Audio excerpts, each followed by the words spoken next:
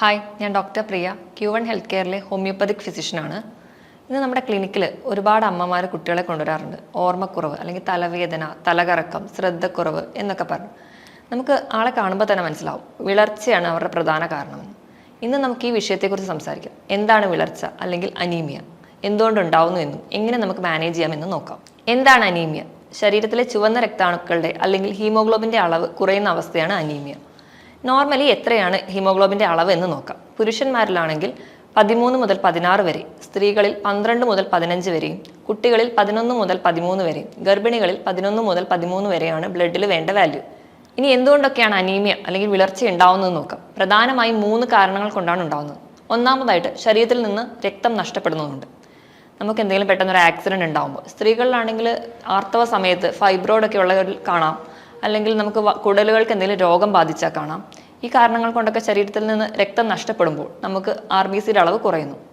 രണ്ടാമതായിട്ട് നമ്മുടെ ശരീരത്തിൽ HBയുടെ അളവ് കുറയുന്നത് കൊണ്ട് നമുക്ക് വിളർച്ച വരാം. HBയുടെ അളവ് കുറയണമെങ്കിൽ ഒന്നെങ്കിൽ നമ്മൾ പോഷക ഗുണമുള്ള ആഹാരം കഴിക്കാത്തത് കൊണ്ട് വരാം, അല്ലെങ്കിൽ ശരീരത്തിൽ ഇരുമ്പിൻ്റെ അബ്സോർപ്ഷൻ കൃത്യമായിട്ട് നടക്കുന്നില്ലെങ്കിലും നമുക്ക് വരാം. മൂന്നാമതായിട്ട് ചുവന്ന രക്താണുക്കൾ പെട്ടെന്ന് നശിക്കുന്നത് കൊണ്ടും നമുക്ക് വിളർച്ച വരാം. നോർമലി ഒരു RBCയുടെ ആയുസ് എന്ന് പറയുന്നത് 120 ദിവസമാണ്. ഇതിലും കുറഞ്ഞ് ചിലപ്പോൾ ചില കണ്ടീഷൻ, ചില ജനിതക രോഗങ്ങളിൽ പെട്ടെന്ന് നശിച്ചു പോകുന്നത് കാണും. ഇതുവഴിയും നമുക്ക് വിളർച്ച ഉണ്ടാവാം. പ്രധാനമായും കുട്ടികളിൽ, കൗമാരക്കാരായ പെൺകുട്ടികളിൽ, ഗർഭിണികളിൽ, അതുപോലെ തന്നെ മുലയൂട്ടുന്ന അമ്മമാരിലാണ് ഈ വിളർച്ച കൂടുതലായും കാണുന്നത്. ഇനി എന്തൊക്കെയാണ് വിളർച്ചയുടെ ലക്ഷണങ്ങൾ എന്ന് നോക്കാം. നമ്മൾ നോക്കുമ്പോൾ നമ്മുടെ സ്കിന്നിൽ, കൺതടങ്ങളിൽ, മോണയിൽ, നാക്കിൽ, ഉള്ളംകൈയിൽ ഒക്കെ വിളർച്ച കാണാം. ഇതിനോടൊപ്പം തന്നെ ക്ഷീണം, തളർച്ച, ചെറിയ ജോലി ചെയ്യുമ്പോൾ തന്നെ അമിതമായി കിതയ്ക്കുക, നെഞ്ചിടിപ്പ് കൂടുക, മുടി കൊഴിച്ചിൽ, ഈ വക ലക്ഷണങ്ങളും കാണാം.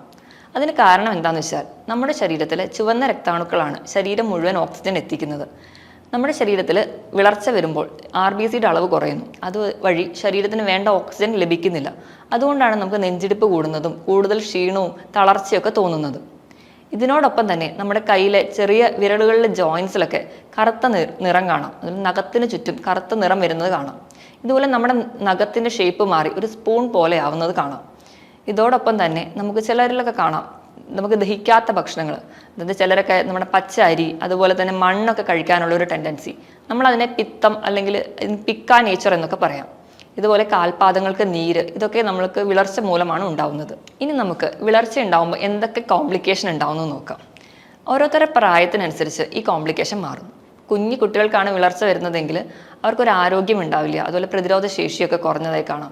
അതുപോലെ പഠിക്കാൻ ശ്രദ്ധക്കുറവ്. കുട്ടികളിലൊക്കെ ഈ വിരശല്യം മൂലം വരെ നമുക്ക് അനീമിയ അല്ലെങ്കിൽ വിളർച്ച ഉണ്ടാവാൻ ചാൻസ് ഉണ്ട്. ഇപ്പം ചെറിയ കൗമാരക്കാരായ പെൺകുട്ടികൾക്കാണെങ്കിലും ശ്രദ്ധക്കുറവ്, തളർച്ച, അതുപോലെ തന്നെ പീരീഡ്സ് ആകുമ്പോൾ ബ്ലീഡിംഗ് ഒക്കെ കൂടുതലായി നിൽക്കുന്നത് കാണാം. ഇതുപോലെ ഗർഭിണികളിൽ കാണുമ്പോൾ കുട്ടികളുടെ വളർച്ച കുറവായിട്ട് കാണാം. അതുപോലെ കുട്ടിയുടെ ഭാരം കുറവ്, മാസം തികയുന്നതിന് മുമ്പ് പ്രസവിക്കുക, അതുപോലെ പ്രസവ സമയത്ത് അമിതമായ രക്തസ്രാവം ഉണ്ടാവുക, അതുപോലെ എന്തെങ്കിലും അംഗവൈകല്യങ്ങൾ വരെ കുട്ടികൾക്ക് ഉണ്ടാവുന്നതായി കാണാം. ഇനി മുലയൂട്ടുന്ന അമ്മമാരിൽ ബാധിച്ചു കഴിഞ്ഞാൽ മുലപ്പാലിൻ്റെ അളവ് കുറയുന്നതായും കാണാം. അനീമിയ തന്നെ പല ടൈപ്പ് ഉണ്ട്. നമുക്ക് ഏതൊക്കെയാണെന്ന് നോക്കാം. ആദ്യത്തേതാണ് അയൺ ഡെഫിഷ്യൻസി അനീമിയ. നമ്മുടെ രക്തത്തിൽ ഇരുമ്പിൻ്റെ അംശം കുറയുന്നത് മൂലമുണ്ടാകുന്ന വിളർച്ച. ഏറ്റവും കൂടുതൽ കോമൺ ആയി കാണുന്നതും ഈ കണ്ടീഷനാണ്. 70 മുതൽ 80% വിളർച്ചയുടെയും കാരണം ഇതാണ്. രണ്ടാമതാണ് vitamin deficiency anaemia. Mainly vitamin B7 അഥവാ ഫോളിക് ആസിഡ് അല്ലെങ്കിൽ വൈറ്റമിൻ B12ൻ്റെ കുറവും കൊണ്ടാണ് അനീമിയ ഉണ്ടാകുന്നത്. വൈറ്റമിൻ B12 കുറവ് കൊണ്ട് ഉണ്ടാവുകയാണെങ്കിൽ അതിന് പെർനീഷ്യസ് അനീമിയ എന്നാണ് പറയുന്നത്.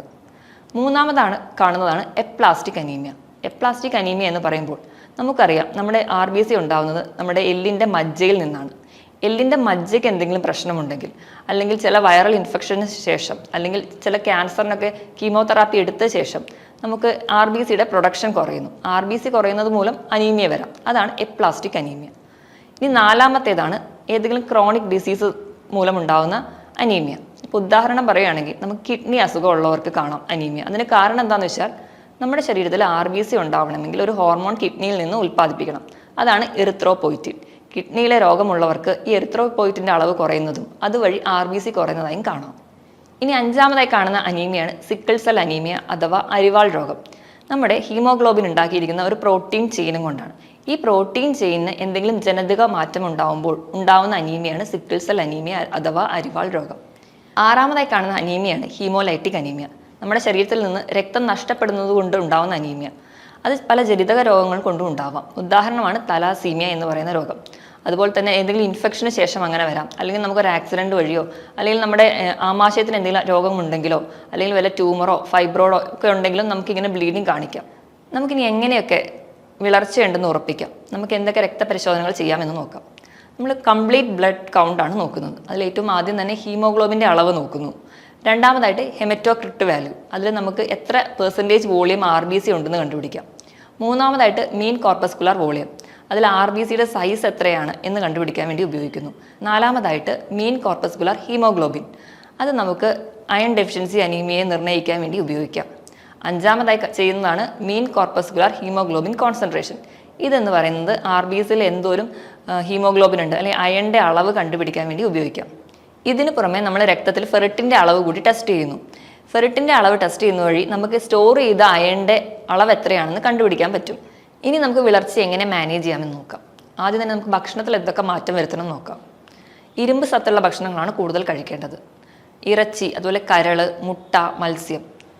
പച്ചക്കറികളിലാണെങ്കിൽ പാവയ്ക്ക, ബീട്രൂട്ട്. ഇലക്കറികളിൽ മുരിങ്ങയില, ചീരയില, മത്തയില, ഇതെല്ലാം അയണിൻ്റെ കണ്ടന്റ് കൂടുതലാണ്.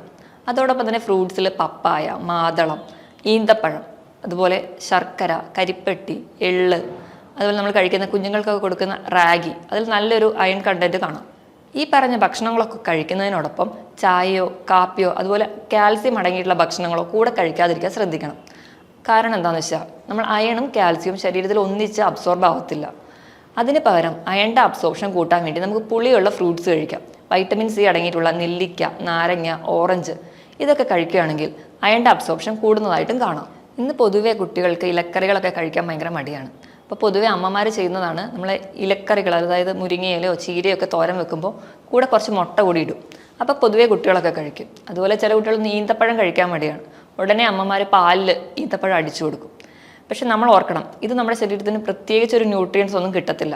കാരണം പാലിൽ അടങ്ങിയിരിക്കുന്നത് കാൽസ്യവും ഈന്തപ്പഴത്തിലുള്ളത് അയണുമാണ്.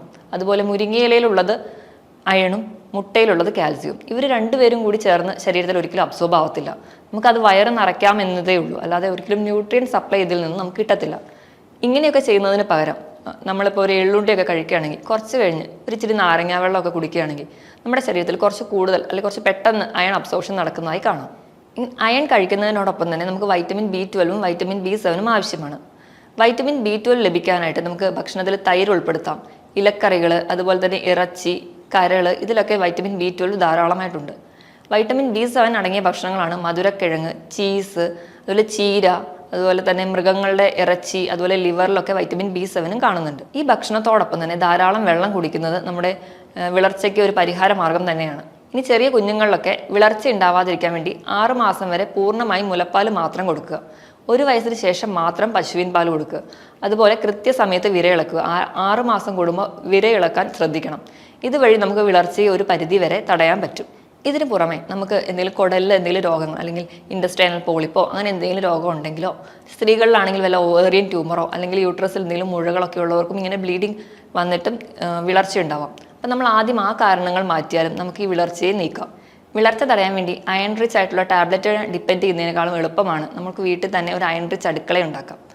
അതിനായിട്ട് പലതരത്തിലുള്ള ചീരകൾ, അതായത് അഗസ്ത്യ ചീര, വേലി ചീര, അതുപോലെ മുരിങ്ങയില, മത്തൻ, പാഷൻ ഫ്രൂട്ട്, പപ്പായ, തക്കാളി, നെല്ലിക്ക, വാഴപ്പിണ്ടി, വാഴക്കൂമ്പ് ഇവയൊക്കെ നമ്മുടെ നാട്ടിൻ പ്രദേശത്ത് സുലഭമായി കിട്ടുന്നതാണ്. ഇതെല്ലാം നട്ടുപിടിപ്പിച്ച് ഇതെല്ലാം നമ്മുടെ ഭക്ഷണത്തിൽ ഉൾക്കൊള്ളിക്കുന്ന വഴി തന്നെ നമുക്കൊരു പരിധിവരെ വിളർച്ചയെ തടയാം. ഇതോടൊപ്പം തന്നെ നമ്മൾ ഇരുമ്പ് പാത്രങ്ങളിൽ പാചകം ചെയ്യുന്നത് വഴിയും നമുക്ക് അയൺ ശരീരത്തിൽ എത്തിക്കാൻ പറ്റും. ഈ പറഞ്ഞ ഭക്ഷണമൊക്കെ ഫോളോ ചെയ്യുന്നതിനോടൊപ്പം ഹോമിയോപ്പതിയിൽ അനീമിയയ്ക്ക് ഫലപ്രദമായ ചികിത്സ ലഭ്യമാണ്. മറ്റൊരു ഹെൽത്ത് ടോപ്പിക്കുമായിട്ട് വീണ്ടും കാണാം. Thank you.